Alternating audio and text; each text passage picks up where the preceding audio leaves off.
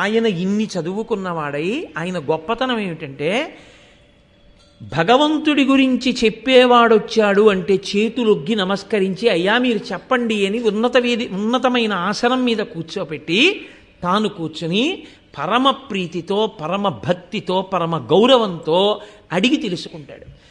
భారతం లాంటి గ్రంథాలని మీరు పరిశీలనం చేసి జాగ్రత్తగా చదివినా విన్నా ఇది చెప్పండి అని అడిగేటప్పుడు ఎంత మర్యాదగా అడగవలసి ఉంటుందో మీకు అర్థమవుతుంది.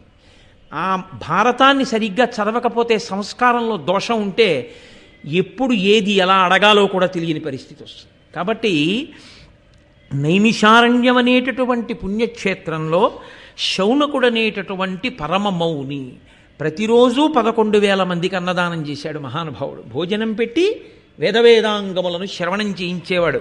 ఆయన పరమమౌని బ్రహ్మర్షి గణ సముపాసితుండై సర్వలోకహితార్థంబు.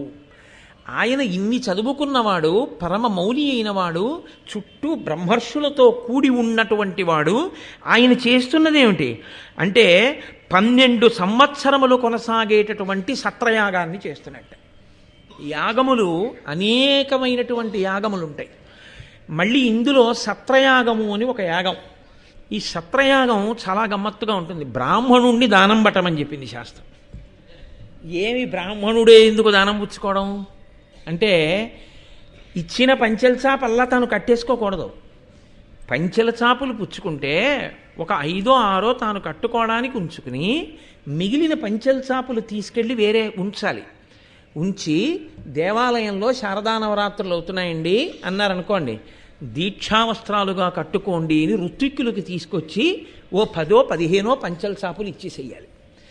బ్రాహ్మణుడు నేర్చుకోవలసిన మొదటి లక్షణం ఏమిటంటే కేవలము ఉన్నదాన్ని తాను అనుభవించుట కాదు, వైదిక సంస్కారము పెరగడానికి మళ్ళీ తనకి వచ్చిన దాన్ని తిరిగి పెట్టుబడిగా ఇచ్చేస్తూ ఉండాలి. తాను అనుభవించడానికి బ్రాహ్మణుడు పుచ్చుకోకూడదు.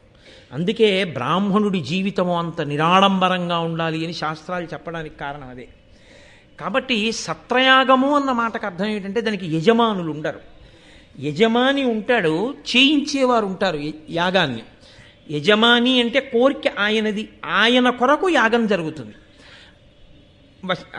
దశరథ మహారాజు గారికి పిల్లలు లేరు. దశరథ మహారాజు గారు వశిష్ఠుణ్ణి ఆశ్రయించాడు. వశిష్ఠుడు అన్నాడు అశ్వమేధయాగం చెయ్యాలన్నాడు. అశ్వమేధయాగం చేస్తే ఏమవుతుంది? వశిష్ఠుడికి ఏం కలిసి రాదు. సంతానము కలగకుండా ఏ దోషము ప్రతిబంధకంగా దశరథ మహారాజు గారికి అడ్డం వచ్చి నిలబడిందో ఆ దోషము తొలగిపోతుంది. ఇప్పుడు ఆ దోషము తొలగడానికి ఈ యాగము చెయ్యవలసి ఉంటుంది.